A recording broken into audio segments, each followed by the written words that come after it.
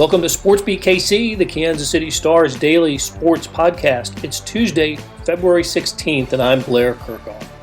We're talking college basketball today, zeroing in on Wednesday's game between Kansas and Kansas State in Manhattan with the beat writers Jesse Newell, Gary Bedore, and Kellis Robinett. The Jayhawks are back in the polls and riding a three-game winning streak. Two of those victories came against Iowa State over a three-day period. Jalen Wilson's been on fire for Kansas with 4 straight double-doubles. The Wildcats have struggled all year and ride a 12-game losing streak into the game, but they have played better of late. There were competitive losses to Texas and Texas Tech, and they played a good second half in their most recent game at Oklahoma State. K-State guard Nigel Pack is having an excellent freshman season, and he'll be the Wildcats player to keep an eye on Wednesday. So let's get started talking Sunflower Showdown with Jesse Newell, Gary Bedore, and Kellis Robinett. All right, guys. I'm looking out the window here in my bedroom/studio. It's sunny. But when I check the temperature, I've got -6 in mine. Kellis, I saw -18 in Manhattan this morning. That was what it was when I woke up. It was not warm. Little nippy. And we're also lucky to have Jesse and Gary with us, and they are without power in their houses right now. They're placed in Lawrence. So hope you guys are staying warm in Lawrence right now. For now, we are. Yeah. Check on us. Mine just clicked back on. All right. Oh, So wow. the power is currently on here. Oh, brag about it, Gary. Yeah, thanks. Brag about it. How close do you guys live to each other? A couple miles. About- Camp. No dice for me. All right, Okay. Jesse, you should run to Gary's house, and we'll see if you can get there before the end of this thing. Okay, the occasion that brings us all together, besides the Arctic blast of weather here, is the Sunflower Showdown on Wednesday night. Kansas travels to Kansas State. It's the second meeting of the season between these two teams. My first question, and this is a jump ball. Anybody take it, please. Why did this game get moved? It was originally scheduled for tonight. We're recording this on Tuesday. It is now being played on Wednesday. It was Tuesday at 8 o'clock. Now it's being played Wednesday at 7 p.m. on ESPN Plus. So on the internet. Does anybody know why this game was moved? It was to help KU out because they had to play 3 games last week. They thought giving them the extra day would be beneficial. Yeah, I could have fought Kellis for that jump ball, but that's exactly it. KU was exhausted from playing Saturday, Monday, Thursday, Saturday, and then obviously having the back-to-back with Iowa State. So, Bill Self's talked a lot about the fatigue factor and not trying to wear his team out. And so when that thing did come out, that was sort of my first guess, but it did become more evident after hearing Self talk about it that was the main reason to give them just another day off. Yeah, Bruce last week said he was mad when the Big 12 initially decided to make the move, but after seeing his players get worn out themselves, he agreed. He thought it was a good move. Yeah, I was going to ask you, Kellis. I think K-State's had similar stretches this year where they've had a bunch of games in a short amount of time. They have nothing like KU playing 3 games in 1 week, but I thought it was interesting that this last week when K-State went down to Oklahoma State and lost and didn't have a whole lot of energy in the first half, Bruce Weber kind of threw up his hands and said his guys were just tired. So that's something we have here, and that they were dealing with some interesting travel stuff too, because I think they had to bus down to Stillwater when they normally fly, and they had to leave early because of all the weather, and I don't know when they even got back. So I think in hindsight, I mean, shoot, these are some of the playing this week. Everybody else has just gotten their games flat out canceled. Well, Yes. the Texas schools for one, yeah. Self made a good point that this year you can just cancel things because there's no fans really to be inconvenienced.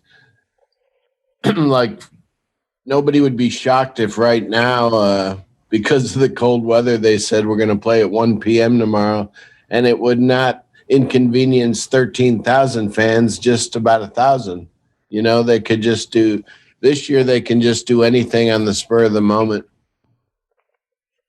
They do, and they have. And for the sake of deadlines, I would love for them to move the game to 1 p.m. on Wednesday.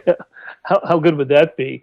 So, hey, while we're on the subject of scheduling, I haven't noticed this with – does K-State have any games to be made up, Kellis? They've got one, and it's a biggie. They need to make up their game against Iowa State, which would be played in Bramlage. And though I'm sure not many people outside of Ames, Manhattan, want to see that game, that's one that both of these teams actually feel like they could win. Be a great battle to finish it not last and decide who's the 10 seed of the Big 12 tournament. I absolutely hope they get it played. And what I noticed about KU's schedule, if they played the games that are left on the schedule, they'll have finished their 18-game conference schedule by February 27th, and the conference tournament doesn't begin for another week and a half after that. There would that's a long stretch. Gary would I noticed North Carolina put out a tweet yesterday looking for a game like we've seen high schools do. And you think would Bill Self be interested in playing a game between the end of the regular season and the conference tournament? I think so. They do have a slot open. Tarleton State. That was their only cancellation this year. Plus, I think KU had the Iowa State game, but they haven't said they're looking for a game yet. But that is a long period of time to go without a game before the postseason. So I wouldn't be shocked if they look at that and pick one up. They should play Fort Hays State in that window. What can go wrong? With the state championship at stake. All right, Kellis. The game's in Manhattan. Like I said, 7 p.m. on Wednesday. The Wildcats are riding a 12-game losing streak. Thanks for drawing it out. Thanks for drawing it out as you say that. Well, it is. They have played better of late. They were competitive in the losses to Texas and Texas Tech, and had a nice stretch early in the second half against Oklahoma State, where they cut a 20-point deficit to 4, and then the folks put it into gear and ran away with it. So, is that enough of an encouraging sign to think that they can play tough on Wednesday? And will the rivalry alone kick in and bring some energy to the Wildcats? Yeah, I mean, I definitely think it'll be closer than what we saw in Lawrence when Kansas won 74-51 and just basically did whatever they wanted against Kansas State. And at least in my opinion, I didn't think the Jayhawks played a really strong game that day and still won by 20+. So I think in that aspect, it'll be quite a bit closer. I don't know if it'll be all the way, down to what we saw against Texas, where it's a last possession game. But I think single digits, you could expect that with an outside shot and an upset, just because this is a game, here in Bramlage, Kansas State circles every year. It'll be a little different without the venomous fans to cheer them on and boo the Jayhawks. Maybe there's still enough of them in there that it gives them a slight home court advantage. But you're right. The last 3 games, we've seen an improving Kansas State team. They played Tech really tough. I think they really probably should have beaten Texas. They just got a little unlucky and played them on a day when they shot 50% from 3. Basketball gods were against them on that one. The one time they come out and make shots of their own, the other team makes even more. Then against Oklahoma State, they fought back. They looked good in the second half, but still lose by 7. It's just an odd dynamic right now. They are improving, but they're still just not to that point yet where they can really afford any. I mean, if a team goes on even a 10-0 run against them, it makes it awful hard. You saw they go on a 16-0 run against Oklahoma State and still lose in that game. So they're fighting an uphill battle, but at the same time, they are improving. I think we'll definitely see a closer game than the first time around. I just don't know if it's going to be enough for the upset. Yeah, 16-0 run, and they don't take the lead. That's how right. much they were buried in that game and had such a bad first half. But so on the other side, Kansas, the schedule softened a little bit, and the Jayhawks playing well right now with 3 straight wins, 2 over Iowa State, and Jalen Wilson's reminding me of the player that we saw in the first few weeks of the season. Gary, what's Jalen Wilson doing now that we didn't see from him over a kind of a lengthy stretch of the conference season? Well, he's had 4 straight double-doubles, which is 3 off the school record for consecutive double-doubles. Drew Gooden and Rafe had 7, but Wilt Chamberlain probably had 50, and records weren't kept back then of rebounds. Assist to Dean Buchan, who told me they started in 1973. But I don't know. I think he's just a consistent rebounder right now, and Self has got to like that, counting on him for 10 or more rebounds the last 4 games. Yeah, what are you seeing, Jesse? I'm seeing the Jalen Wilson I saw against Kentucky and Creighton and some other early games. Yeah, I think for him, it's kind of been an attitude swing a little bit. Early in the season, he performed really well as KU's 5-man, where he could take advantage of the matchup, going against a big man offensively, and it led to him being really aggressive in there. And we saw some of his rebounding skills against Kentucky, things like that. And then kind of in that middle stretch, KU sort of relied a little bit more on David McCormick going to him, and that made Jalen Wilson the 4 and made his matchup tougher. And, I think you hear the coaches a lot talk about the scouting report, how scouting catches up to you a little bit. And Jalen Wilson is very right-hand dominant when he drives. He doesn't drive left very often. So some of those things that he was doing early in the season with no scouting report weren't working as well the second half of the season. And plus he was trying to kind of figure out a way to coexist with David McCormick in there. But in the course of the last 2 weeks or so, it seems like they've kind of found a happy marriage there that, David's become a little bit more unselfish with his play inside. He's making more shots, and Jalen's kind of finding a way, especially on the offensive glass, to still, be active, get his points, and then in certain instances kind of initiate offense and throw players open and use the skills he has as well. So he was kind of probably, again, this is sort of armchair quarterbacking, and it's difficult to do, especially from afar when you're not at the games as much as we are in past years. But he kind of probably suffered from the worst body language of anybody on KU's roster during that stretch where it wasn't going well for him. And I think lately it's just kind of that's turned for him. It might have helped that Bill Self benched him for 1 game. Maybe that got him going. He seemed to have played really well since then. And sometimes the Bill Self mind games work out. But yeah, I think it just seemed kind of a more energetic, better, more comfortable Jalen Wilson. And that's definitely been to a benefit of the team because they look a lot better when he's a lot better. And they're going to need that Jalen Wilson coming down the stretch because after Kansas State, they've got 3 straight games against ranked teams to finish the regular season, right? Texas and Baylor. So Kansas absolutely will need to be at the best they can be. They've already lost to Texas and Baylor. Hey, Kellis.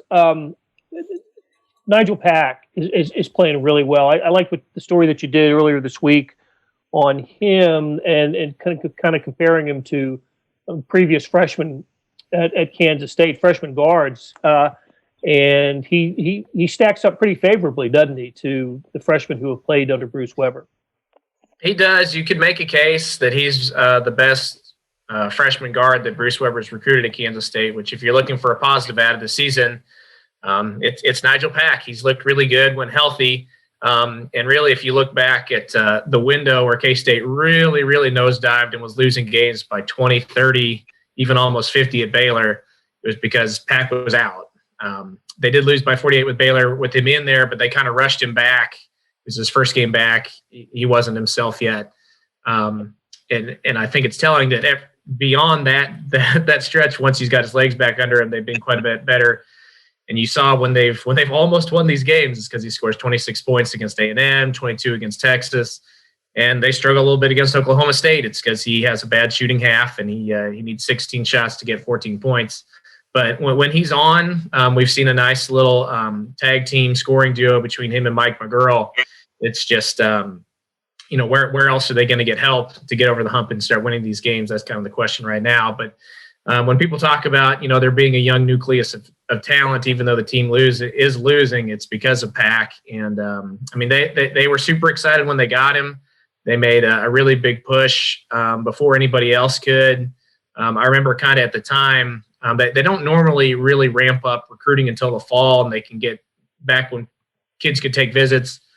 They wanted all their recruits here on campus to see the football atmosphere and get a real vibe for campus. But with him, they were so fearful that other schools would see him on the AAU circuit and offer him and push him out of the picture that they recruited him early. I remember actually I was playing golf at Colbert Hills like one June day, and I see Bruce and all the coaches coming in with Nigel Pack. I'm like, oh, really? They're doing that like now? I thought this was traditionally not a recruiting season. Then later that day, when I was on like hole 15, I see a tweet come through that he'd committed. I was like, oh man, they really, really wanted this kid, and you can see why. He's good, and if he'll stick around for four, I guess, even possibly 4 more years if he really wanted to, he could have as high a ceiling as Barry Brown or any of these other guys.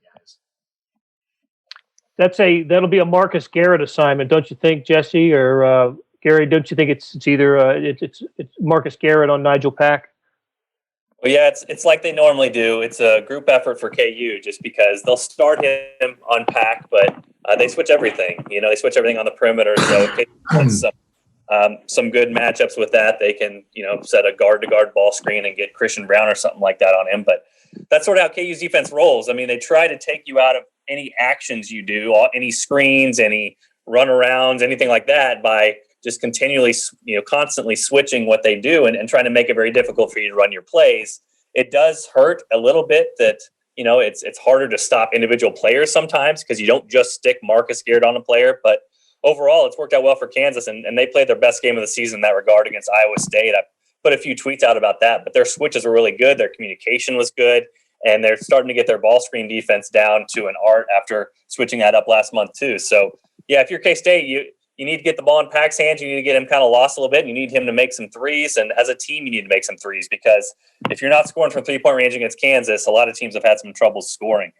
That's really been the one bugaboo for Kansas. So if K-State's going to stay close, I'm seeing 8, 9, 10, 11 threes going in for them. And then KU potentially going really cold on the offensive end, as they've had a tendency to do early in the last few games. K-State is the worst three-point shooting team in the conference. I'll just throw that out there. And KU's faced those teams in the past, like Texas, and they went super hot against them. Tennessee was a poor three-point shooting team, and they went crazy from them against them in the first half. So this is not a problem that Kansas has not been able to fix for opposing teams in a one-game sample. So, even with that, even knowing that for K-State, I think you need to fire them up. It's been really, really tough to score inside against Kansas this year. They have the best 2-point defensive percentage in the conference in league play. And that's something to say when you've got Baylor in the conference, you've got Texas Tech in the conference. So to have that top number is saying something. So KU's definitely doing something right in the paint, but that's really the one spot you can get them. Hey, it's Blair. We have a special subscription offer for SportsBeat KC listeners: unlimited digital access to the Kansas City Star's award-winning sports coverage. Sign up now for 1 year of Sports Pass for access to all the sports news, features, and columns presented on the kansascity.com site, and it's only $30. That's a 40% savings off our regular rate. Your subscription will automatically renew after the initial term at $50 unless you tell us to cancel. Your subscription helps support the sports coverage of kansascity.com and the Kansas City Star, and that support has never been more important. Please visit kansascity.com/SportsBeatKC offer to get this special offer. And as always, thanks for listening. Okay, Bill Self said something at his press conference earlier this week. I don't know if I've heard him acknowledge that the NCAA investigation has hurt recruiting. We've talked about it. I think it's pretty obvious that it has. But Gary, am I wrong about that, or is that the first time we've heard Bill Self say it? I think yesterday might have been the first time he admitted it or acknowledged it or said it, whatever. Recruiting's been interesting because the class with Michael Hurt, who went to Duke, they lost Jeremiah Robinson Earl, and that's probably the big one. I would think that him going to Villanova at the last second, he probably was scared away by possible sanctions. But that class had several guys. The other ones, as Self pointed out, in 2018 they got Dotson and McCormack. But I think it has hurt recruiting, but he hadn't mentioned it much. He did say that the NCAA investigation still doesn't look like it'll be over till early fall or late summer. So I don't know if it'll still continue to hurt him. They got 3 guys for next year. One of them is top 25. So Zach Clemens wasn't scared off about it. But if they do get sanctions, guys can always change their minds and transfer. So I think it's hurt them some. A lot of the true one and dones, they want to play in the NCAA tournament, but they don't want to be in college more than a year anyway. So, Kentucky got some of those true one and dones, and they're doing terribly this year. So I don't know what everybody else thinks, but Self obviously would like to get this over with. But then again, he doesn't want to get hammered with a 1 or 2 year postseason ban. So in his mind, he's probably got mixed emotions because it still looks like they might get a pretty significant penalty. Yeah, and what about Jalen Johnson for Duke opting out of the season, final few games? So I don't know. It seems to be a national conversation that one and dones maybe with the seasons that Duke and Kentucky are having that we might see a change in philosophy. I don't know how big a change we'll see. I think you're always going to try to recruit if you're John Calipari or Mike Krzyzewski or Roy Williams or Bill Self, you're always going to try to recruit the best players in the country. But maybe you sprinkle in players that are not one and dones and can you expect to stick around in the program and become glue players for your squad. Play 3 or 4 years. We'll have to see about that. All right, guys. Hey, good conversation. We got to get Kellis out of here because he's got another Zoom call, and we all have another Zoom call and at the top of the hour. So, Gary Bedore, Jesse Newell, Kellis Robinett, thanks for joining us, and hope the power stays on for all of us throughout the day. Take care, guys. Thanks. Fingers crossed. That'll do it for today. Thanks to our SportsBeat KC production staff of Derek Donovan, Beth Welsh, Monty Davis, Jeff Rosen, Chris Fickett, and Savannah Smith. A tip of the cap to Kellis Robinett, Gary Bedore, and Jesse Newell for stopping by and talking KU K-State basketball. Links to their stories can be found in the show notes and on kansascity.com. Hey, we have another deal for you. For a limited time, you can subscribe to Sports Pass for 99 cents a month. That's right, 99 pennies a month. After 3 months, it auto-renews at $5.99 a month unless you cancel. How do you get it? You go to kansascity.com/SportsPass2020. That's kansascity.com/SportsPass2020. Do you want more than just sports coverage? Check out the entire Kansas City Star product. Sports news, features, commentary, and analysis, the whole thing. You get all the stories written by my talented colleagues, plus additional news, sports, and business coverage with the e-edition. The details for all of these deals can be found at account.kansascity.com/subscribe. And if you're having trouble hunting down any of these offers, send me an email, bkerkhoff@kcstar.com, and I will get you to the right place. So, whether it's the Sports Pass or the full subscription, you're getting and supporting the best sports and news coverage in Kansas City and helping us produce programs like SportsBeat KC. Thanks for listening, and we'll be back on Wednesday with another episode.